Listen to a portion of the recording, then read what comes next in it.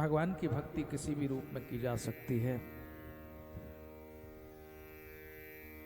और भक्ति के मार्ग से चलता हुआ व्यक्ति भगवान की श्रवणाधिक भक्ति के माध्यम से प्राप्ति कर लेता है और धन्य होता है। एक तो भक्ति मार्ग है, एक मुक्ति मार्ग है। जो मुक्ति मार्ग है उसमें एक मुक्ति है सारूप्या, जिसका अभी हमने श्रवण किया कि भगवान शिव अपना रूप दे देते हैं, शिव रूप में कोई हो जाता है। और एक मुक्ति है सालोक्या, भले ही कैसे भी हो भगवान के धाम में सेवा का अवसर प्राप्त हो, शिवलोक प्राप्त हो जाए, तो ये दूसरी मुक्ति है। तीसरी मुक्ति है सान्निध्या, या जिसे सामीप्य भी कहा गया है, माने भगवान की सन्निधि में पास में रहने का मौका मिले। जो सालोक्या है वो तो लोक में वास की स्थिति है, उसमें भगवान पास में रह भी सकते हैं, नहीं भी रह सकते हैं, पर सेवा का भार मिल जाएगा। झाड़ू लगाओ, पोछा करो, पंखा झलो तो सेवा मिल जाएगी, चवन डुलाओ तो सेवा मिल जाएगी, शंख बजाओ तो शंख बजाने की सेवा मिल जाएगी। निकट की भी है, दूर की भी है। लेकिन सामीप्य में तो सामीप्य ही है, हमेशा समीपता मिले, भगवान के निकट रहने का अवसर प्राप्त होगा। और एक है सायुज्या, यह भी एक मुक्ति है, सायुज्या। सायुज्या मुक्ति का अर्थ है कि वहां भगवान में ही लीन हो जाता है। इनमें तो अलग है, सेवा करता है, दर्शन करता है, निकट बैठता है, उस स्वरूप में रहता है, तो भगवान के गणों के रूप में काम करता है, जैसा आदेश हो जाए ऐसा करता है। लेकिन जब सायुज्य मुक्ति होगी तो सायुज्य मुक्ति होने में फिर वो नहीं रहेगा, फिर वो तो शिव ही शिव है, वो उसमें लीन हो जाता है। ठीक वैसे ही जैसे बहता हुआ जल समुद्र में मिल जाता है तो फिर वहां उसका नाम नहीं रहता, नदी का अलग रहती है, तो उसको कहते हैं यमुना है, गंगा है, सरस्वती है, गोदावरी है, अमुक है, अमुक है। किंतु जब वो समुद्र में समा जाती है तो समुद्र में समाने के बाद उस नदी को आप अलग से पहचान नहीं सकते कि इस जगह पर ये नदी है, फिर वो केवल समुद्र हो जाती है। वैसे ही सायुज्या मुक्ति में जीव भगवान में लीन हो जाता है, ईश्वरमय हो जाता है, विराट में समा जाता है। ऐसी ही ये मुक्तियां हैं। कैवल्या, फिर कभी जन्म ही नहीं होगा, बिल्कुल बस भगवान में ही, ईश्वर में ही जीवन जाएगा। मुक्ति के अनेक प्रकारों का वर्णन किया जाता है। इसी तरह भक्ति के भी कई प्रकार वर्णन करने में आते हैं। उसमें एक तो सगुण भक्ति है, सगुण साकार रूप है, आकार है, उसकी पूजा है, सेवा है। एक निर्गुण निराकार है, एक वैधि है। वैधि माने स्वाभाविकी, सहज स्वाभाविक रूप से। एक तो विधि विधान, वैधि माने विधि विधान से की गई भक्ति, और एक स्वाभाविकी भक्ति जिसमें स्वाभाविक रूप से, उसमें कोई विधि नहीं, विधान नहीं, मंत्र नहीं, उपचार नहीं, उसमें कुछ नहीं है, बस भाव है, पूजा हो रही है। और एक विधि विधान की है, अब इसके बाद ये करना, अब इसके बाद ये करना, अब इसके बाद करना, अब अभिषेक होगा, अब श्रृंगार होगा, वस्त्रोपवस्त्रम वो समर्पण किया जाएगा, उसके बाद श्रृंगार होगा, चंदन होगा, अक्षत लगेगा, त्रिपुंड लगाया जाएगा, सब व्यवस्थित रूप से। तो वैधि भक्ति एक स्वाभाविक ही, उसमें कोई विधि विधान नहीं है, सहज समर्पित हो जाए बस उसी में ही। भगवान मुझको कुछ आता नहीं है, और जिस रूप में मैं कर दूं उसको आप अपने हिसाब से स्वीकार कर लीजिएगा। पहले पानी पिलाएं या पहले नाश्ता कराएं या पहले भोजन कराएं, वो सब रखा हुआ है। आपको जो अच्छा लगे वो पहले करो, बात करो, आपकी मर्जी है। ये स्वाभाविक ही भक्ति है। नैष्ठिकी भक्ति है, एक अनैष्ठिकी है। यानी निष्ठा जिस इष्ट के प्रति है, भगवान के प्रति है, पूर्ण निष्ठा के साथ हमने अपने आप को समर्पित किया है और उस निष्ठा का हमको पूरा ध्यान बना हुआ है, कहीं और जाता ही नहीं। उन्हें छोड़कर किसी का ध्यान आता नहीं और कहीं विचार जाता नहीं। और एक होती है अनैष्ठिकी। अनैष्ठिकी माने फंस गए। ये भक्ति ऐसी होती है, फंस गए माने समझ गए ना। एक कोई अपने भगवान की पूजा कर रहा है और दो चार लोगों ने कहा वो वहाँ शिवार्चन करते हैं, चलो देखा है कैसा श्रृंगार है। अब वो उन्होंने किया तो कुछ नहीं है, लेकिन जब वहाँ गए और वहाँ फिर श्रृंगार हो रहा है और पूजा हो रही है, मंत्र बोले जा रहे हैं, अब उनकी कोई श्रद्धा वद्धा तो है नहीं, लेकिन फंस गए। तो बिना निष्ठा के भी अब उनको बेचारों को दर्शन भी करने पड़ेंगे और श्रृंगार भी देखना पड़ेगा, आरती भी देखनी पड़ेगी, और जैसे सब लोग आरती ले रहे हैं तो खुद भी आरती लेनी पड़ेगी। तो मतलब ये बिना विश्वास के भी उन्हें करना पड़ता है, वो निष्ठा नहीं है। लेकिन अनैष्ठिकी भक्ति है, इससे भी भगवान प्रसन्न होते हैं। बिना निष्ठा के भी भगवान तक कोई पहुंच जाए, उससे भी भगवान शंकर प्रसन्न होते। तो ये भी उनकी प्रसन्नता ये है। आया तो सही, आता ही नहीं था, लेकिन धक्का मार के किसी तरह से पहुंच तो गया मेरे पास तक। चलो ये भी भक्त है, उसको भी भक्त में शामिल किया। विहिता अविहिता, यानी एक तो एक प्रकार बताए कि भाई इस तरह से, इस तरह पूजा सेवा करोगे, ये करोगे, और एक को मना किया है ये मत करो, ये मत करो, जिस निषेध किया है। लेकिन जिसको निषेध किया है उसको भी वो अपने हिसाब से करते हैं। एक जगह कहीं परदेश में कोई सज्जन के यहाँ गए, तो अब उनको तो कुछ आता नहीं था। भोग लगाया, ने कहा अब लड्डू वड्डू का भोग लगा होगा। अब वो तो वो सफेद वाला लड्डू खाते हैं, वहाँ उसको जो है वो माना जाता है कि भाई ये तो शाकाहार में है। तो उन्होंने कहा महाराज बिल्कुल उबाले हुए हैं, तैयार, बढ़िया है, और भोग लगा दिया। हमने कहा भैया तुम भोग लगाओ, ये तो हमारा तो हम लोग तो नहीं लेते। अविहिता है। लेकिन चूंकि हम जिस परिवेश में रहते हैं, जिस उसमें रहते हैं, अब वो तो भाई हम ये खाते हैं तो हम आपको भी खिलाते हैं, आप खाओ। तो भगवान शंकर कहते हैं बाबा तेरी मर्जी आवे सो कर। लेकिन है वो भी भक्त के कोट में, है ना, वो भी भक्ति की कोट में। ये यद्यपि वो ठीक नहीं है, अविहिता है, उसका निषेध है, वो ठीक नहीं है, लेकिन कम से कम जो कुछ हम अपने ग्रहण करते हैं उसे हम भगवान के सामने रखते तो है। ये भाव की बात है। उस भाव से वो उनको कहता तो है कि आप भी भोग लगाओ, हम ये खाते हैं तो आप भी खाओ। तो ये भक्ति के अनेक प्रकार वर्णन करने में आते हैं। श्रवण है, कीर्तन है, इत्यादि भक्तियां तो आप जानते ही हैं, भागवत में भी आई। और यहां भी भगवान शंकर ने भगवती सती को नवधा भक्ति का उपदेश दिया था। लेकिन कुछ भक्ति ऐसी होती है जो दूसरे को दुख देने के लिए होती है। कोई भजन ऐसा होता है। तो अब जिस हम ज्योतिर्लिंग की चर्चा करने जा रहे हैं, उसमें कुछ ऐसी ही कथा है, विलक्षण कथा है। दक्षिण में एक पर्वत है जिसको ब्रह्म पर्वत के रूप में जानते हैं, और वहां रहते थे एक बड़े धर्मात्मा तपस्वी ऋषि जिनका नाम था गौतम।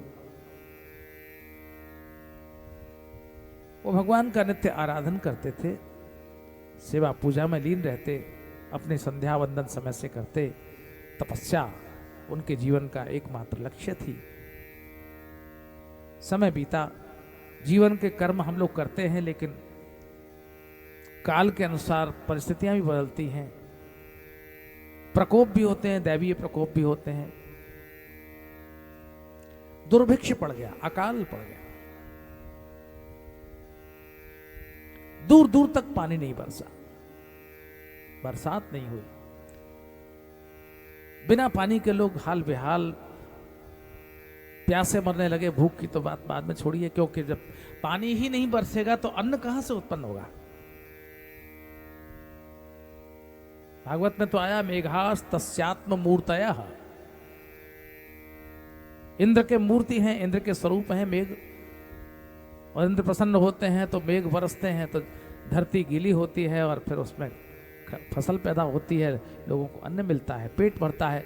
लेकिन दुर्भिक्ष में अब तो बड़ी कठिनाई हो गई, जल भी नहीं मिला। तब गौतम ऋषि की सात्विकी तपस्या से प्रसन्न होकर वहां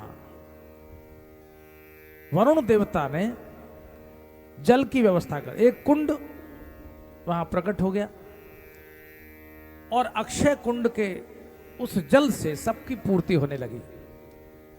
कोई व्यक्ति कितना भी जल उस कुंड में से ले सकता था। तो बड़ी अच्छी स्थिति है। ऐसा आजकल पानी नीचे जा रहा है, पाताल में चला जा रहा है और नीचे लेवल जा रहा है, लेकिन किसी ने ऐसी स्थिति में भरी भरी गर्मी में अपने यहाँ बोर करा लिया है, और समझिए कि पानी अगर उसके उसमें आ गया है तो फिर आस पड़ोस के लोग कहते हैं कि थोड़ा सा हमें देना, हमें देना, हमारे यहाँ पानी निकल नहीं रहा। तो जो उदार मना व्यक्ति होते हैं वो कहते हैं भाई तुम ले जाना, एक एक बाल्टी सब लोग ले जाओ, 2 बाल्टी ले जाओ पानी पियो। तो ऋषि गौतम ने सबके लिए जल की व्यवस्था कर दी। कोई भी आओ और सब जल ले जाओ। बहुत भीड़ होती, जल ले जाते, लेकिन किसी के पास अगर इस तरह के ऐश्वर्य हो जाते हैं तो बहुत से लोग तो प्रसन्न होते हैं, कितने अच्छे महात्मा हैं, कितने सज्जन व्यक्ति हैं, सबके कल्याण कर रहे हैं। देखो उनमें से एक आध दो ऐसे भी होते हैं ईर्ष्या के मारे मर जाने वाले, कि ये इनके पास ही क्यों है, हमारे पास क्यों नहीं है। तो या तो हमारे पास भी हो और हमारे पास न हो तो इनके पास भी खत्म हो जाए। ये जो वृत्ति है कि इनके पास भी वो सुविधा नहीं होनी चाहिए। क्यों? क्योंकि इससे इनका यश हो रहा है, नाम हो रहा है, बड़े आगे बढ़ रहे। तो ऋषियों ने पूरी योजना बनाई और आराधन किया। अब तपस्या किस लिए? गौतम की तपस्या तो लोक कल्याण के लिए थी कि जल नहीं है, और वरुण देवता कृपा करें तो सबके लिए जल मिलेगा। तो एक ऋषि की तपस्या तो लोक कल्याण के लिए हुई और सबके लिए जल उपलब्ध हुआ। लेकिन बाकी जो तथाकथित ऋषि थे, उन्होंने ये देखकर कि अब तो इनका यश बढ़ रहा है, तब उन्होंने भी भगवान गणेश को प्रसन्न किया। उन्होंने कहा भगवान किसी तरह से आप हमारी प्रार्थना माने। और कथा ये कहती है कि वहां लीला करनी थी ना, वैसी घटना बनानी थी। गऊ के रूप में प्राकट्य हुआ। सबने खेत खलिहान तैयार किए, बहुत से धान की फसल बढ़िया तैयार हुई, और गऊ माता उस खेत में जा रही थी। संयोग देखिए, गौतम ऋषि केवल एक सींग से उस गऊ को खेत में से बाहर करने लगे। इशारा था, कोई ये थोड़ी था कि वो मर ही जाए, एक सींग से कौन मर जाता, लेकिन वो करना था। तो जैसे ही उन्होंने स्पर्श कराया वैसे ही गऊ मर गई। अब जब गऊ मर गई तब सारे ऋषियों ने घेर लिया। वो ताक में बैठे रहते हैं, जरा सा आदमी करे गड़बड़ तुरंत पकड़ लो। किसी को फंसाने के लिए पूरा षड्यंत्र लोग करते हैं और वो उसको उसी तरह से उसमें उलझाते। तो वो तो ताक में थे। तो ये लोग जो तथाकथित ऋषि कहलाते थे, तपस्वी कहलाते थे, ब्राह्मण कहलाते थे, उन लोगों ने गौतम को गांव से बाहर निकाल दिया। गोहत्या का पाप लगा है, यहां नहीं रह सकते। बेचारे गौतम ऋषि थोड़े दूर जाकर आश्रम बनाकर रहने लगे, लेकिन चैन नहीं पड़ा। गौ हत्या का पाप है, 7 बार पृथ्वी की प्रदक्षिणा कीजिए। आपने देखा होगा, हमने तो देखा है, आपको भी शायद कभी अनुभव में आया हो, गौ की पूंछ लेकर लोग गांव गांव गांव घूमते हैं भिक्षा। क्या हुआ भाई, मुझसे गौ हत्या हो गई है और इस तरह अब पाप लगा है, इससे मुक्त होने के लिए मुझे इतने बरस तक लगातार भीख मांगनी पड़ेगी। ऐसा दंड विधान शास्त्रों में आया। लेकिन फिर भी गौतम ऋषि को क्षमा तो नहीं मिली। तो जब संसार क्षमा नहीं करता, तब वहां भगवान की भूमिका की शुरुआत होती है।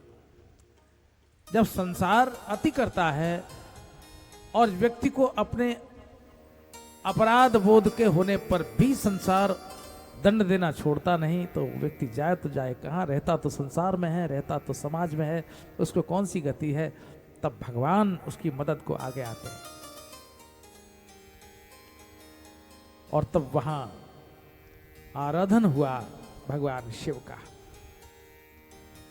शिव की पूजा हुई, उपासना हुई, तपस्या हुई और उस काल में गौतम पर प्रसन्न हुए शिव प्रकट हो गए।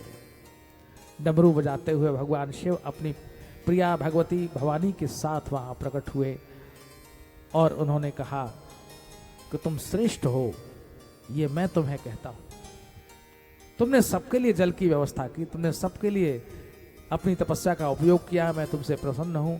बोलो क्या चाहते हो। गौतम ने कहा, भगवान हम चाहते हैं आप यहाँ इसी रूप में विराजमान हो जाएं और इसी रूप में आपका अनुग्रह हमारे ऊपर बरसता रहे।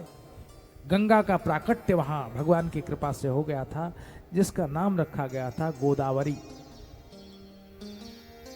तो गोदावरी का वहां प्राकट्य हुआ और भगवान शिव स्वयं त्र्यंबकेश्वर के रूप में प्रकट हो गए। जो पुण्य है वो हमारे सामने किस रूप से आता है। पुण्य के अनेक नाम हमारे यहाँ वर्णन करने में आते हैं और हम रूप भी देखते हैं पुण्य के। ये करो तो पुण्य होगा, ये करो तो पुण्य होगा, ये करो तो पुण्य होगा। लेकिन शिव पुराण ने पुण्य के 4 स्तंभ वर्णन किए कि जो ये 4 काम करते हैं वो पुण्य में श्रेष्ठ है, उनके ये श्रेष्ठ पुण्य माने जा सकते हैं। दयालुरमदस्पर्श, दयालुरमदस्पर्श उपकारी जितेन्द्रियः, एतैश्च पुण्यस्तम्भैस्तु चतुर्भिर्धार्यते मही। ये 4 खंबे हैं पुण्य के जो धरती को धारण करते हैं। ये पृथ्वी जो टिकी हुई है, ये एक आश्चर्यजनक घटना है। टिकी हुई है माने अंतरिक्ष के नक्षत्र में बीच में अपनी धुरी पर घूमती हुई पृथ्वी टिकी है। यह अद्भुत घटना है। गति से घूम रही है, लेकिन गतिमान होते हुए भी कोई दिक्कत नहीं है। गिर नहीं पड़ती है, कभी भी गिर सकती है। और अपने स्थान पर घूमती हुई पृथ्वी ये सबके लिए कुछ ना कुछ दे रही। आध्यात्मिक स्रोत को अगर ढूंढे तो ये 4 खंबे पृथ्वी के दिखाई पड़ते। और 4 खंभ क्या हैं? तो कहा पहली बात तो व्यक्ति को दयालु होना चाहिए। दया, दा से दया। उपनिषदों में कथा आती है कि जब दा शब्द आकाश में गुंजायमान हुआ तो देवताओं से पूछा गया, तुमने दा का अक्षर अर्थ क्या समझा? और दैत्यों से पूछा गया, तुमने दा का अक्षर अर्थ क्या समझा? बोले दा अक्षर है, इसका क्या अर्थ होगा? तो आदमी जो काम करता है उसको वही उस शब्द में से अर्थ ध्वनित होता है, वही अर्थ वो निकाल लेता है।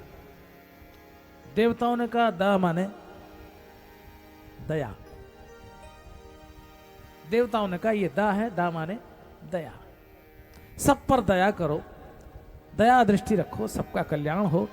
यह दया शब्द हम लोगों के लिए ठीक मालूम पड़ता है। दैत्यों से पूछा, भाई तुमने दा से क्या समझा? दैत्यों ने कहा, महाराज दा माने दमन, सबको दबाए रखो, अत्याचार करो, लूटो पीटो, खाओ, मौज करो। तो अक्षर तो एक ही है, लेकिन एक ही अक्षर दो तरह की मनोवृत्ति वालों के लिए अलग अलग अर्थ प्रकट कर रहा है। तो इसलिए धरती का जो टिकना है वो पुण्य के 4 खंभों पर टिकना है। उनमें से एक खंभा है दया का। अगर जगत में दया ना होती तो पृथ्वी का क्या होता? पृथ्वी माने केवल मिट्टी की बनी हुई पृथ्वी नहीं, पृथ्वी माने हम सब, आप सब। क्योंकि पृथ्वी की कल्पना में उसमें रहने वाले लोग आते हैं, उसमें कैसे लोग रहते हैं, कैसा उनका जीवन है, कैसा उनका व्यवहार है, कैसा विचार है। दया, यह पहला आधार। दूसरा उपकारी, दया कर दी, अब उपकार शब्द का प्रयोग किया। दूसरा खंभा उपकार का, दया करने के बाद भला करने का विचार है। दया तत्काल होती है और उपकार की अवधि लंबी होती है। दया की और बस चल दिए। उपकार माने उसका भला करते ही रहे। दया ही जब लंबी हो जाती है तो वो उपकार कहलाती है। निरंतर दया के पात्र लोगों को कुछ ना कुछ हम मदद करते रहे, वो उपकार बन जाता है, पर उपकार हो जाता है। ये दूसरा खंबा है। तीसरा खंबा है जितेंद्रिय, इंद्रियों को जीत कर रहने वाला व्यक्ति। इंद्रियों के वश में न रहकर इंद्रियां जिसके नियंत्रण में हो, तो वो व्यक्ति पुण्य के एक खंबे को ठीक ठीक मजबूत करता है। क्योंकि इंद्रियां ही अनर्थ करती हैं। इंद्रियों से ही बड़ा अनिष्ट होता है, अनर्थ होता है और जीवन बिगड़ जाता है, अनियंत्रण आ जाता है। और चौथा खंबा है आमद। मद न हो, अभिमान न हो, कर्तृत्व का अभिमान न हो, मैंने ये किया, इस बात का अहंकार उसके अंदर पैदा न हो जाए। ये 4 हो जाए, दयालु, अभिमान शून्य, इंद्रियजित और उपकारी। ये 4 खंबे हैं इस धरा पर पुण्य के। और ये पुण्य जब तक, ये 4 खंबे जब तक टिके रहेंगे तब तक धरा सुरक्षित है, इसका कुछ नहीं हो सकता। जिस दिन ये खंबे ढहने शुरू होंगे उस दिन धरा ध्वस्त हो जाएगी, और प्रलय समझिए, इसी को प्रलय कहते हैं। तो ये गौतम के पक्ष में बात आई। साक्षात भगवान शिव महर्षि गौतम के समक्ष प्रकट हो गए और उन्होंने कहा, तुमने 4 की रक्षा की। लोग प्यासे मर रहे तो तुमने जल की व्यवस्था की, तपस्या तुमने की, जल सबके लिए उपलब्ध कराया। तपस्या इतनी बड़ी की लेकिन अभिमान नहीं आया, अमद रहे। इंद्रियों को इतना जीत लिया कि स्वयं कभी तुमने जो उत्पन्न किया खेतों से, उस चावल को स्वयं लेने की चेष्टा नहीं की। भूख तो लगी थी, जिह्वा खाने की इच्छा करती थी, लेकिन तुमने अन्य के लिए ध्यान दिया, दूसरों के लिए वितरण किया। तुमने 4 पुण्यों को अच्छी तरह से टिका दिया। इसलिए मैं तुमसे प्रसन्न हूं, और तुम कहते हो कि मैं आ रहा हूं, मैं हमेशा हमेशा के लिए यहाँ पर भक्तों को दर्शन दूंगा। और भगवान त्र्यंबक रूप से वहां प्रकट हुए, त्र्यंबक नाथ या त्र्यंबकेश्वर के रूप में। यहां 3 अंब हैं। एक तो भगवती गंगा है, इनको गोदावरी कहकर पुकारा गया, गौ माता। दूसरी अंबा है जो इस सारे घटना में स्वयं स्वरूप बन गई। और एक साक्षात भगवती भवानी है जो भगवान शंकर के साथ वहां प्रकट हुई। इन तीनों के अधिपति साक्षात महादेव हैं, इसलिए भगवान त्र्यंबक को हम प्रणाम करें। त्र्यंबक का एक अर्थ है 3 मुख वाले। तीनों कालों पर नियंत्रण करने वाले। तीन मुख कैसे हैं? तो कहा तीन मुख माने रजोगुण, सतोगुण, रजोगुण और तमोगुण, तीनों गुणों पर अधिकार रखने वाले और तीनों के जो स्वामी हैं वो भगवान त्र्यंबक हैं। अथवा तीनों कालों में अपने भक्तों की जो रक्षा करते हैं, प्रत्येक काल और परिस्थिति में जो हमेशा रक्षा करते हैं, वो भगवान त्र्यंबक हैं। नासिक के पास त्र्यंबकेश्वर भगवान आज भी ज्योतिर्स्वरूप में विराजमान है। उनके दर्शन करके जगत के जीव धन्य होते हैं। ओम त्र्यंबकम यजामहे सुगंधिम पुष्टिवर्धनम उर्वारुकमिव बंधनान् मृत्योर्मुक्षीयमामृतात्। वहां अमृतत्व पाने के लिए और जिनको काल सर्प योग, काल जिसके पीछे लग गया हो सर्प बनकर, काल सर्प योग यही है। जिनको दुर्घटना का भय है, मृत्यु का भय है, जीवन क्षय हो रहा है, बीमार पड़े हुए हैं, उनको अगर काल का भय है तो महाकाल की उपासना इस मंत्र से करने पर यह जीव काल सर्प के योग से मुक्त हो जाता है। उसके ऊपर कोई काल का प्रभाव नहीं होता, अमृतत्व पा जाता है। ऐसे भगवान त्र्यंबकेश्वर का प्राकट्य हुआ और आज भी भगवान त्र्यंबकेश्वर जगत के जीवों का उद्धार करते हैं एक बार जो उसकी संदेश में जाता है। अब एक और स्वरूप का वर्णन करते हैं। दारुका नाम की एक राक्षसी थी, बहुत उत्पात होता था। उसका पति भी बहुत उपद्रव करता था, लूट लेता था लोगों को, उपद्रव से लोग परेशान थे।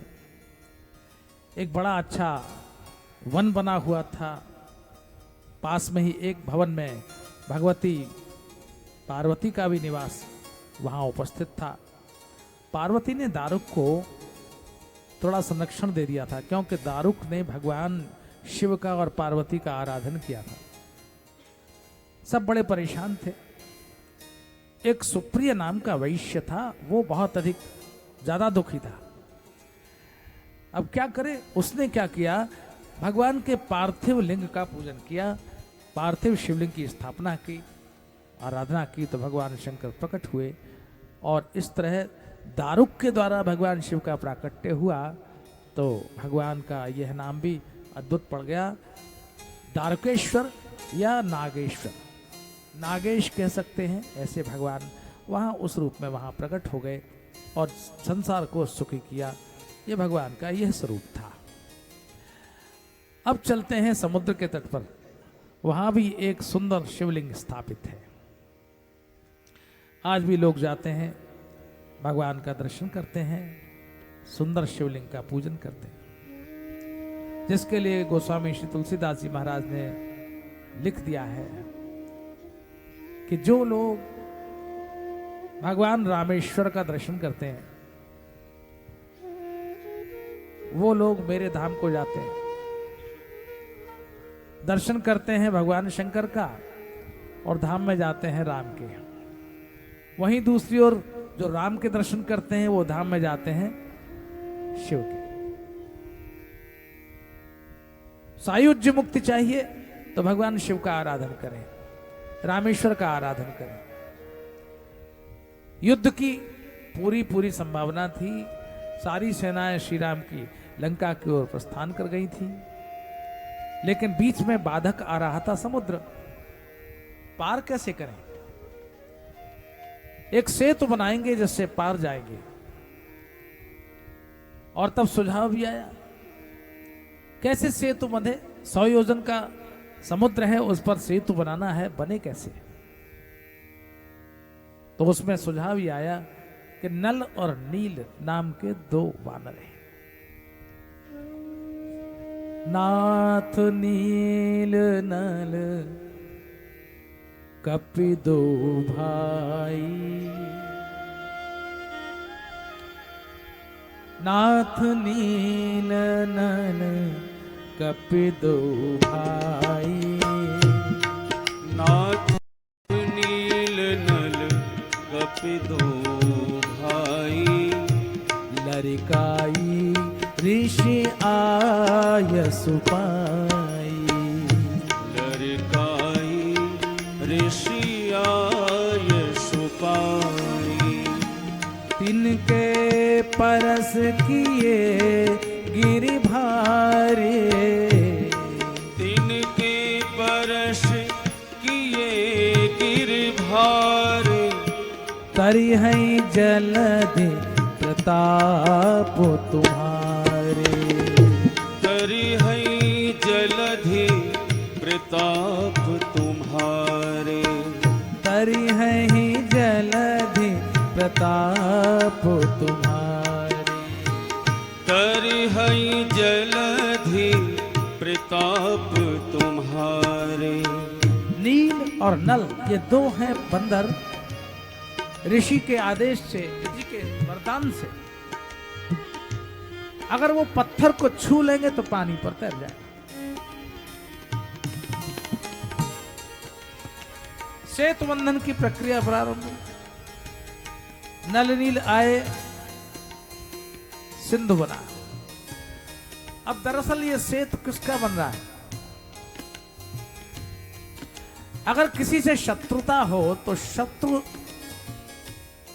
जिससे संबंधित हो उससे मित्रता कर लेने से एक प्रेम का सेतु बनता है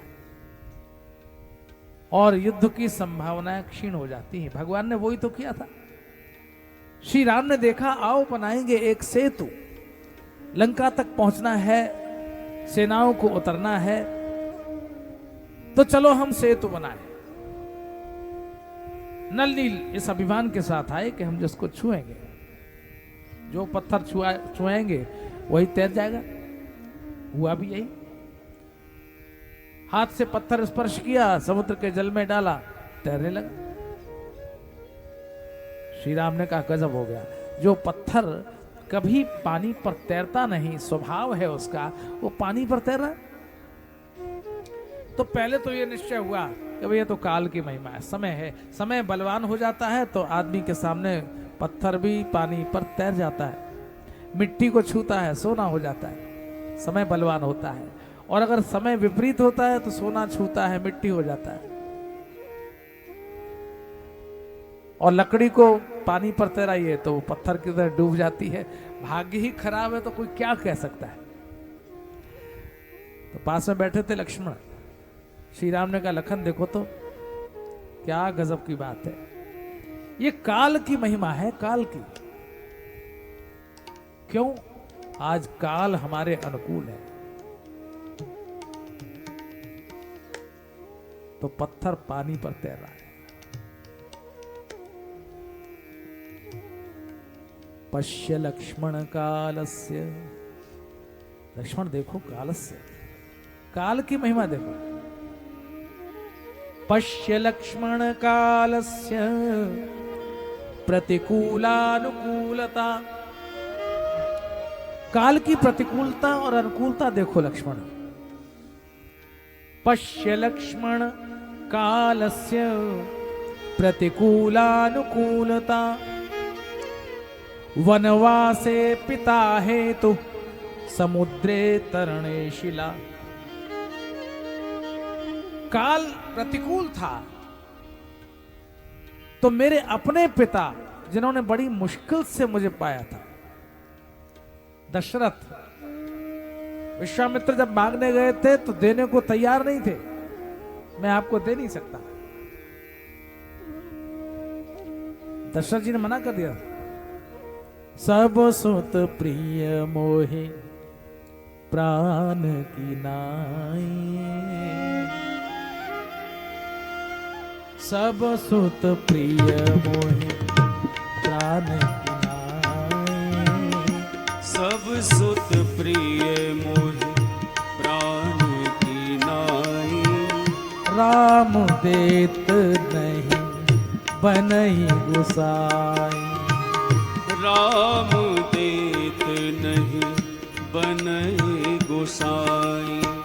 राम देत नहीं बनई गुसाई। राम देत नहीं बनहि गोसाई। सभी पुत्र मुझे प्राण के समान प्रिय हैं, लेकिन राम मैं नहीं दे सकता, मना कर दिया था। लेकिन जब वनवास का समय आया तो वनवासे पिता हेतु, जो पिता एक पल के लिए राम को छोड़ना नहीं चाहते थे, वो पिता राम के वनवास का कारण बन गए। लक्ष्मण, ये काल की प्रतिकूलता है। समय विपरीत हो तो अपने सगे से सगे प्रिय व्यक्ति भी प्रतिकूल हो जाते हैं, अपने पक्ष में खड़े नहीं होते। नहीं बोले राम को वनवास हो गया तो दशरथ नहीं बोले, एक बार भी पलट कर नहीं कहा कि राम तुम मत जाओ। और आज जब काल अनुकूल है तो, तब काल अनुकूल है तो समुद्रे तरणे शिला। पत्थर पानी पर तैरता नहीं, लेकिन आज यह पत्थर पानी पर तैर रहा है। ये काल की अनुकूलता और प्रतिकूलता से ही व्यक्ति के जीवन में सुख और दुख आता है। पत्थर तैर गया।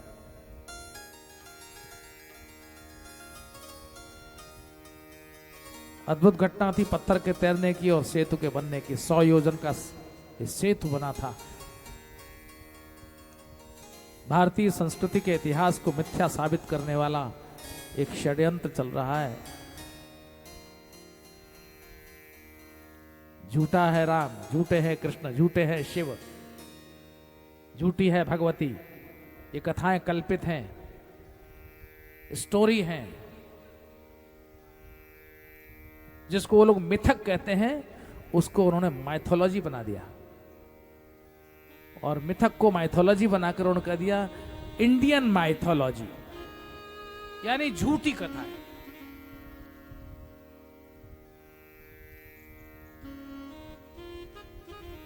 लेकिन वो जो नासा में उपग्रह नियंत्रण करने वाले यंत्र लगे हुए हैं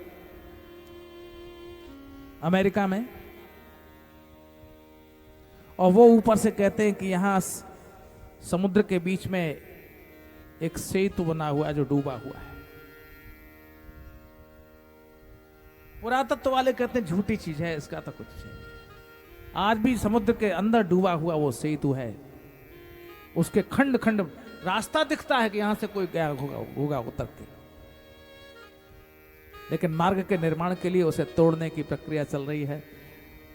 हमारा तो सीधी सादी बात है, हमारे अपने संस्कृति और अपने परंपरा से संबंधित जो भी बात होगी, जिससे जनमानस उद्वेलित होता हो, और भारतीय संस्कृति में रचा बसा व्यक्ति जब अपने ही धर्म पर, अपने ही संस्कृति पर कुठाराघात देखता है तो मन उसका उद्वेलित हो जाता है और कहे बिना रहा नहीं जाता। हम, किसी ने कहा आप किस दल के आदमी हैं, हमने कहा हम राम दल के आदमी हैं। किसी ने कहा आप किस दल के आदमी, हमने कहा हम गण हैं शंकर जी के। बोलो क्या करोगे, हम तो उसी दल के आदमी हैं। लेकिन हम जिस संस्कृति की हवा में सांस ले रहे हैं, जिस रामकृष्ण की संस्कृति में हम जी रहे हैं, जिस देश की माटी से पैदा हुआ अनाज हम खा रहे हैं, जहां की धरती से प्रकट हुआ पानी हमारी प्यास बुझाता है, तो हम उसके साथ बेईमानी कैसे कर सकते हैं? ये बात कथाओं के प्रसंगों में जब जब आती है, मेरा विचलित मन ये बात कहने को मुझे मजबूर करता है। मैं विवश हो जाता हूं, कह ही देता हूं, ताकि लोग इस बात को महसूस करें कि हमारे जीवन के काल में ऐसा भी समय देखने को मिलेगा जब हम अपने आप, अपने ही जीवन में ये कुठाराघात अपने परंपरा और संस्कृति के विरुद्ध देखेंगे। पत्थर तैर गया और सेतु बना। राम एक शिला पर बैठे हुए थे। हमारे विद्वान संत बड़ी अद्भुत बात कहते हैं कि देखो पत्थर तैर रहा है, हाँ तैर रहा है। पत्थर तैर सकता है क्या? बोले तैर रहा है, आप देख नहीं रहे। एकांत में बैठे थे श्री राम, जब सब लोग काम में लगे हुए थे तब तक श्री राम बीच में उठे, एक पत्थर उठाया, उन्होंने कहा जब मैं भी तो देखूं, क्योंकि देखा ही जा रहा था प्रत्येक पत्थर पर रा और मां अंकित था, और जब रा और मां वाले पत्थर आपस में जुड़ जाते थे तो वो अटूट हो जाता था, उसको किसी सीमेंट से जोड़ने की आवश्यकता नहीं थी, आपस में जुड़ जाता था। राम उठे, उन्होंने एक पत्थर उठाया और यूं फेंक कर तैराना चाहा, लेकिन गजब, पत्थर डाला वो डूब गया।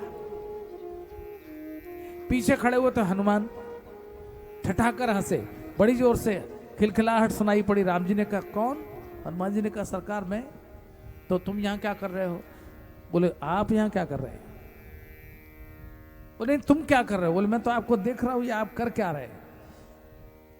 श्री राम ने कहा मैं कर क्या रहा हूं, मैंने देखा कि पत्थर तैर रहे हैं मेरा नाम लिखकर,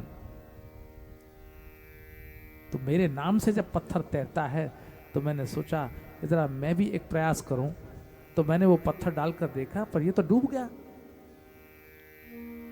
हनुमान जी ने कहा प्रभु यही तो बात है, जिसे आप छोड़ देंगे वो तो डूब ही जाएगा, आप पकड़े रहेंगे तो वो तर जाएगा, और जिसे आप छोड़ देंगे वो तो डूब जाएगा, वो तैर कैसे सकता है। भगवान श्री राम ने इस महत्ता को पहचाना। सेतु भी बंध गया, कोई और होता तो पार चला जाता, कुछ करने की आवश्यकता नहीं। लेकिन भारतीय परंपरा और संस्कृति में रहने वाले लोग जानते हैं कि किसी भी कार्य का प्रारंभ करने से पहले हम लोगों को पूजन का विधान करना पड़ता है। किसी न किसी देवता का पूजन, किसी न किसी इष्ट का पूजन, चाहे वो भू देवता हो, चाहे वो गृह देवता हो, चाहे वो कुल देवता हो, चाहे वो गणेश जी हो, चाहे वो शंकर जी हो, राम जी हो, कृष्ण जी हो, कोई रूप हो, उनकी पूजा करके तब कार्य का प्रारंभ करता है। ऐसी परंपरा हमारे देश में अनादिकाल से चली आ रही। तो सबने कहा पूजन करें, किसका करें? इस सेतु से पार जाना है और पूजन करना है ताकि विघ्न न पड़े। श्री राम ने कहा कि यहां मैं अपने इष्ट का पूजन करूंगा। देखिए श्री राम का काल त्रेता में है और कृष्ण का काल द्वापर में। पहले त्रेता था, उसके बाद द्वापर आया, और उससे पहले से शिवाराधन की परंपरा चल रही है। सूर्यवंश में भगवान शिव की उपासना होती थी और शिवलिंग पर अभिषेक किया जाता था, भगवान शिव का आराधन होता था, और महाराज दशरथ भी अपनी बात को सत्य सिद्ध करने के लिए भगवान शंकर की दुहाई देते थे।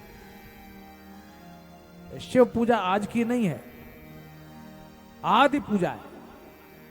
जब राम का भी अवतार नहीं हुआ था, जब कृष्ण का भी अवतार नहीं हुआ था, उस समय भी शिवाराधन था। जब दबाव पड़ा कि राम को वनवास दिया जाए, कई ने ये कहा कि मैं तो यही चाहती हूं कि भरत को राज्य और राम को वनवास हो, तो तत्काल महाराज दशरथ ने एक सत्य बात कही। सत्य बात क्या? किसी पिता के कई पुत्र हों तो सबके सब आंख के ही तारे होते हैं, ऐसा नहीं होता। लोगों को लगता है, कभी कभी बेटों को भी लगता है कि मेरे पिता मुझसे पक्षपात कर रहे हैं, उसको छोटे को ज्यादा प्रेम करते हैं और मुझको प्रेम नहीं करते। ये प्राय प्रचलन में देखा गया है। और छोटा बेटा कभी कभी शिकायत करता है कि आप बड़े को प्रेम करते हैं, और बड़ा बेटा शिकायत करता है आप छोटे को प्रेम करते हैं। अरे अंश तो एक ही पिता के हैं, पिता तो सब बच्चों को बराबर प्रेम करते हैं। तो महाराज दशरथ के सामने ये समस्या आई, और जब कैकेयी ने यह कहा कि भरत को राज्य और राम को वनवास चाहती है, तो महाराज दशरथ ने तत्काल शंकर जी का सहारा लिया। देखो कैकेयी, मोरे भरत राम दुई आँखी, मोरे भरत राम दुई आँखी, मोरे भरत राम दुई आँखी, सत्य कहूँ करी शंकर साखी। सत्य कहूँ कर शंकर साखी। सत्य कहूँ करी शंकर साखी। सत्य कहूँ कर शंकर साखी। मोरे भरत राम दुई आँखी। मोरे भरत राम दुई आँखी। सत्य कहूँ करी शंकर साखी। सत्य कहूँ करी शंकर साखी। साक्षी है भगवान महादेव की, साक्षी है शंकर जी की। भरत और राम तो मेरी दोनों आंखें हैं। तो इस सूर्य वंश में आदिकाल से शिवोपासना होती आ रही थी और वही श्री राम ने ग्रहण की संस्कार में। और आज जब सेतु बंधन हुआ है और पार उतरना है तो श्री राम ने कहा हम अपने कुल के देवता, हम अपने इष्ट का पूजन पहले करेंगे। कौन? जिनका पूजन, जिनकी साक्षी हमारे पिता देते आए हैं, उन्हीं भगवान महादेव के शिवलिंग की स्थापना करेंगे। उन्हीं के लिंग की स्थापना करके हम तब यहां से पार उतरेंगे। क्या था ये? एक सेतु के निर्माण का पूरा प्रयास, ईमानदार प्रयास। कहीं शत्रु से युद्ध हो उससे पहले ही हमें देखें कि ये समाचार, ये सूचना या ये मैसेज रावण तक जाना चाहिए कि जिन भगवान शिव का आराधन मैं करता आ रहा हूं, उन्हीं भगवान शिव का आराधन मेरा शत्रु राम भी कर रहा है। तो कम से कम उसके अंदर सद्भाव उत्पन्न हो जाए और युद्ध का विचार छोड़ दे। ये एक मैत्री के सेतु का निर्माण भगवान करना चाहते। तो सब खड़े हुए हैं, विभीषण खड़े हैं, सुग्रीव खड़े हैं, सब खड़े हुए हैं। विभीषण प्रसन्न है, वाह, हमारे वंश में, हमारे राक्षस वंश में जिसकी उपासना होती आ रही है, उन्हीं भगवान महादेव का आज पूजन होगा। तो श्री राम ने कहा कि क्या करें? शिवलिंग चाहिए, ज्योतिर्लिंग चाहिए। हनुमान ने कहा प्रभु मैं ले आऊं। बोलने से पहले जो बोल दे फिर उसी के सिर पर पड़ती है, इसलिए आदमी को जल्दबाजी नहीं करनी चाहिए। आदमी के अभी कह रहे हैं, बात हो रही है, हनुमान जी थोड़ा इंतजार कर लेते, लेकिन उससे पहले हनुमान जी बोले मैं ले आऊं। भगवान ने कहा ले आओ। तो हनुमान जी ने कहा ठीक है। हनुमान जी सीधे वहां से समुद्र तट से सीधे बनारस काशी चले। अब यहां तैयारियां हो रही, बड़ी तेजी से तैयारी हो रही, शिवार्चन की तैयारी हो रही। मुहूर्त निकाल दिया गया। राम जी ने कहा कि शिवलिंग का स्थापन तो होगा, लेकिन कोई ऐसे वैसे पुरोहित को नहीं बुलाना चाहता। अच्छा हो, सबसे अच्छा श्रेष्ठ पुरोहित आए, वो यहाँ पूजन कराए। भाई विभीषण, तुम तो दिन रात भगवान शिव का अर्चन करते हो और सब विधान जानते हो, तो ये बताओ दुनिया में भगवान शिव का अभिषेक और अर्चना सबसे अच्छी कौन करा सकता है? क्योंकि जो सबसे अच्छा काम हो वही करना चाहते हैं। तो विभीषण ने कहा प्रभु क्षमा करें अगर मेरी बात का बुरा न माने तो। हाँ हाँ हाँ, वो कोई हम बुरा नहीं मानेंगे। बुरा मानने की क्या बात है, तुमसे तो पूछ रहे। तो विभीषण ने कहा कि इस विश्व में सबसे श्रेष्ठ यदि कोई शिव का पूजन करा सकता है, वो महापंडित रावण ही है। प्रभु आपका शत्रु है, ये कहने में थोड़ा सा मुझे संकोच हो रहा था, मैं बताऊं कि न बताऊं, लेकिन है तो दुश्मन, पर श्रेष्ठ देवार्चन शिवार्चन तो वही करा सकते हैं, मेरे बड़े भाई। तो राम जी ने कहा फिर तो मुश्किल है भाई, क्योंकि वो तो शिवार्चन जो होगा वो तो इसीलिए होगा ना कि वो चढ़ाई करने की तैयारी है और रावण पर विजय पानी है, तो इसलिए होगा। तो ये आप सोच लीजिए। तो राम जी ने कहा कि क्या रावण आ भी जाएगा? आ भी जाएगा। एक दक्षिण की रामायण, कंब रामायण में यह है उल्लेख है। कंबर ऋषि हुए हैं दक्षिण में, उन्होंने अपनी रामायण में यह उल्लेख किया है कि विभीषण ने जब यह कहा कि सबसे अच्छा शिव पूजन रावण करा सकता है, तो राम जी ने कहा फिर वो आएंगे कि नहीं आएंगे महापंडित? तो विभीषण ने कहा दुश्मनी अपनी जगह पर है और काम अपनी जगह पर है। ये धंधे में थोड़ी वो बात होगी, धंधा अपनी जगह है। जैसे कोई व्यापारी होता है और माल बढ़िया बेचता है तो कहते हैं भाई बोलचाल तो आदमी से नहीं है, लेकिन अब माल अच्छा उसने मंगाया है और बेचता वही है, उसी के यहाँ से उठवा लो और पेमेंट डायरेक्ट सीधे कर देंगे। हम चेक और ड्राफ्ट भी नहीं देंगे कि उनको शंका हो जाए पता नहीं ये भुनेगा कि नहीं भुनेगा, तो इसलिए उनके उठा लो। तो भाई काम अपनी जगह है और दुश्मनी अपनी जगह है।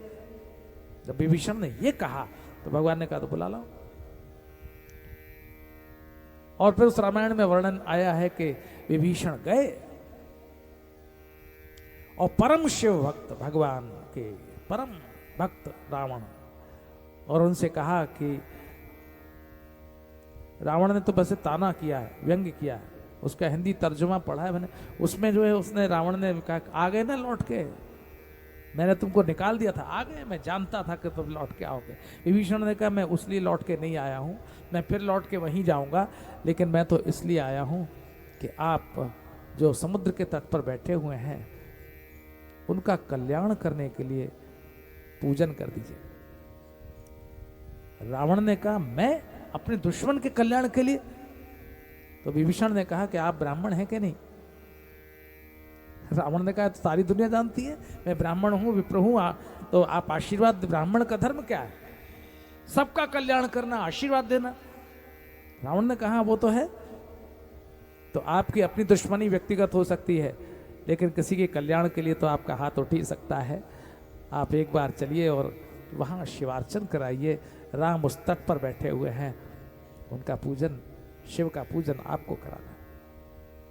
और रावण तैयार हो गए, विभीषण के साथ पहुंचे हैं समुद्र के उस तट पर। लक्ष्मण बैठे हुए हैं, धनुष पर यूं हाथ फेर रहे, बार बार बाणों पर हाथ रखकर सोचते हैं मौका है, अभी कर दूं काम तमाम। श्री राम ने कहा नहीं लक्ष्मण ऐसा कुछ मत करना, ये सब बात की बात है, वो हमारे हित के लिए आया है। अभी इस समय समरांगण नहीं है, युद्ध भूमि नहीं है जहां युद्ध किया जा सके। इस समय पूजा का अवसर है, भगवान शिव की अभ्यर्थना का अवसर है, इस समय हम पूजन करेंगे। लक्ष्मण अभी शांत चित्त होकर बैठो। और तब प्रतीक्षा हो रही है, मुहूर्त निकाल दिया गया है और हनुमान जी के आने में देरी हो रही है, कब काशी से लौटेंगे, और मुहूर्त बिल्कुल निकट आया। रावण ने कहा फिर तो मैं चलूं, क्योंकि अपॉइंटमेंट बहुत से थे, कई जगह पूजन कराना था, ब्रह्मा जी के यहाँ जाना है और अमुक के यहाँ जाना है, उसके यहाँ जाना है, काम मेरा अपनी जगह पर है, राजा मैं अपनी जगह पर हूं। अब इस प्रसंग में जो शिवपुराण की बात है वो मैं आपको कहूंगा कि हनुमान जी को आने में विलंब हुआ और श्री राम ने मुहूर्त देखकर वहीं पार्थिव शिवलिंग का निर्माण किया। तो शुरू में आप जो सुन आए हैं पहले ही प्रारंभ में कि सबसे श्रेष्ठ शिवलिंग कौन सा है, पाषाण का, ताम्र का, रजत का, स्वर्ण का, मणि का या पारद का, सभी श्रेष्ठ हैं, क्योंकि भगवान शंकर के ही प्रतीक हैं, सभी श्रेष्ठ हैं। लेकिन पूजा के विधान से पार्थिव शिवलिंग के मुकाबले में कोई शिवलिंग ठहरता नहीं। बस उसी को सिद्ध करने के लिए शिव पुराणकार ने मानो ये रूपक वर्णन किया कि भगवान श्री राम ने कहा कि वो शिवलिंग जब आएगा तब आएगा, लेकिन मुहूर्त निकला जा रहा है। वहीं भगवान राम ने मिट्टी के शिवलिंग को, बालू के शिवलिंग को वहां निर्माण किया। अपने हाथ से भगवान श्री राम ने उस शिवलिंग का निर्माण किया और फिर विधिवत पूजन हुआ। विधिवत पूजन हुआ, बिल्व पत्र चढ़ाया गया, अर्चना हुई, प्रार्थना हुई, शिव को प्रसन्न किया। रावण ने कहा कि आप संकल्प कीजिए किस लिए आप शिवार्चन कर रहे हैं? श्री राम ने कहा, महापंडित, मैं रावण पर विजय प्राप्त करने के लिए यह शिवार्चन कर रहा हूं। रावण का अहम जाग गया। रावण ने कहा, यह तो मैं नहीं कराऊंगा। श्री राम ने कहा कि लड़ने आए हो या पंडिताई करने आए हो? लड़ने आओगे तो रण में देखेंगे, और यहां आपका कर्तव्य है कि आप यहां पूजन कराएं। आपके इष्ट देवता के पूजन का अवसर है, उस समय आप अपने धर्म का निर्वाह कीजिए। और तब रावण ने, बस कहीं ना कहीं ये चरित्र सामने आता है, क्योंकि रावण भी इस जन्म में जरूर असुर है, लेकिन रावण अंततोगत्वा तो नारायण के जय और विजय पार्षद में से ही एक है ना। पूर्व काल का जय और विजय में से एक है रावण। कुंभकर्ण जय और विजय ही हैं जो सनकादिकों के शाप के कारण धरा पर अवतरित हुए। अवतरित शब्द का प्रयोग कर रहा हूं जानबूझकर। गोस्वामी तुलसीदास जी महाराज ने लिखा है, बहुर कहू रावण अवतार। अवतार राम का होगा कि रावण का होगा? वहां रावण के लिए अवतार शब्द का प्रयोग गोस्वामी तुलसीदास जी महाराज ने कहा। संकल्प कराया, संकल्प हुआ है, पूजन हुआ है, विधि विधान से भगवान शिव का आराधन हुआ। इधर पूजा समाप्त हुई, पूर्ण हुई, और उधर श्री हनुमान जी जय श्री राम कहते हुए वहां उपस्थित हुए। शिवलिंग हाथ में था। आ गया प्रभु, आ गया मैं। लोगों ने कहा, क्या आ गया? पूजन तो हो गया, पार्थिव पूजन हो गया। श्री हनुमान बहुत उदास हो गए, निराश हो गए, थोड़े कुपित भी हुए, थोड़ी भिकुटी तनी। श्री हनुमान जी महाराज मानो उस व्यक्ति के चरित्र को यहां मंचन कर रहे हैं जो व्यक्ति ये समझता है कि मेरे बिना किसी का काम होता नहीं। जो भी श्री हनुमान जी करते हैं या श्री राम करते हैं, जो भी करते हैं वो है तो लीला ही, लेकिन वो लीला संदेश उपदेश देने के लिए, समाज में ये उपदेश जाए, ये मैसेज जाए कि भाई देखो तुमको कब क्या करना चाहिए। कभी भी किसी पर अपने उपकार का बोझ किसी व्यक्ति को नहीं लादना चाहिए। उपकार करे और भूल जाए। उपकार के बोझे से किसी को दबाए रखना ये किसी की मनुष्यता नहीं है, ये ध्यान बना रहे।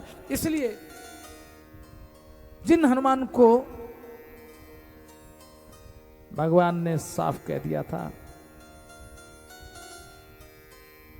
कि तुम्हारे ऋण से मैं उऋण नहीं हो सकता, सुनो सो तो ही ऋण में लाए।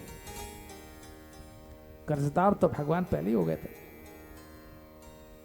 तो अगर भगवान जिसके लिए हमने कार्य किया है वो सामने वाला ये कह दे कि मैं तुम्हारा ऋणी हो गया हूं, और वो व्यक्ति बार बार उसको ये ध्यान दिलाए, देखा मैंने तुम्हारा काम किया, तो आज इस बात को तोड़ने के लिए आनंद रामायणकार कहते हैं कि हनुमान जी ने थोड़ा कुपित होकर उस बालुका के शिवलिंग को अपनी पूंछ में लपेटकर खींचना चाहा। थोड़ा जोर लगाया तो पूंछ उखड़ गई। अब यहां संकेत अर्थ है, स्थूल अर्थों में मत लीजिएगा। अच्छों की पूंछ उखड़ जाती है, वो बड़ी पूंछ है, तो क्या बड़े सब लोग दुनिया में हमें पूछती है, तो माने जिनकी पूंछ इतनी लंबी हो कि सब लोग उनको पूछते हो, तो अभिमान के कारण उनकी पूंछ उखड़ जाती है। संदेश ये जाता है, इसलिए सब लोग हंस पड़े। हनुमान जी महाराज वहां नतमस्तक होकर बैठे। लेकिन क्या बात है, भगवान ने कहा शिवलिंग तो शिवलिंग है। हनुमान, मैंने तुमको वचन दिया था तुम्हारे शिवलिंग का स्थापन करूंगा, तो शिवलिंग तो तुम्हारा ही स्थापित होगा। ये बालुका का शिवलिंग मैंने मुहूर्त देखकर समय से स्थापित कर दिया था। यह भी पूज्य होगा, वंदनीय होगा, लेकिन तुम्हारे शिवलिंग का भी मैं विधिवत अभिषेक करके पूजन करूंगा। और यहां करूं लिंग स्थापना, शंभु स्थापना, मोरे हृदय अस कल्पना। मैं शंभु की स्थापना करता हूं, लिंग स्थापन करता हूं।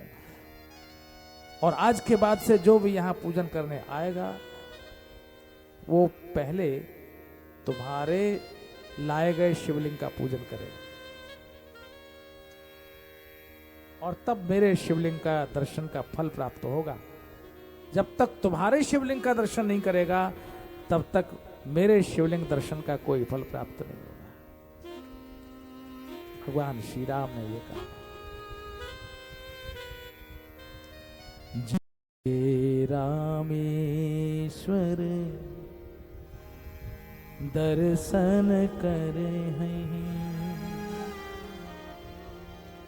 जय रामेश्वर दर्शन करे हैं, जय रामेश्वर दर्शन करे हैं।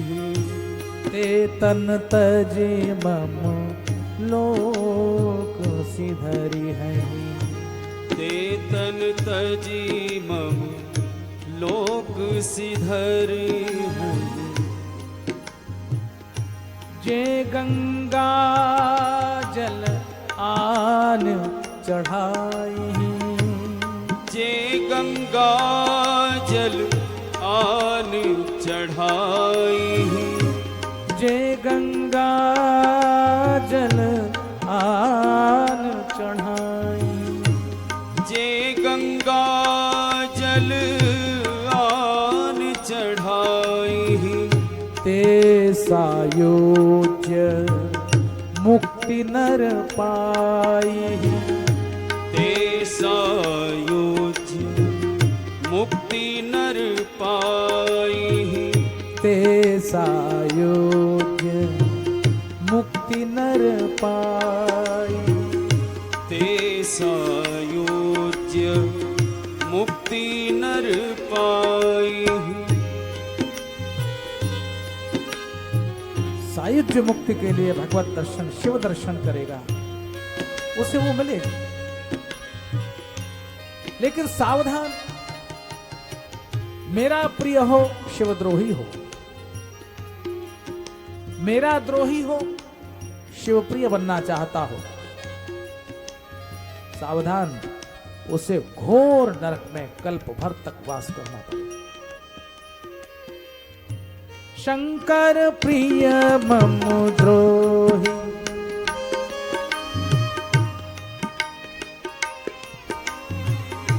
शंकर प्रिय मम द्रोही, शंकर प्रिय मम द्रोही,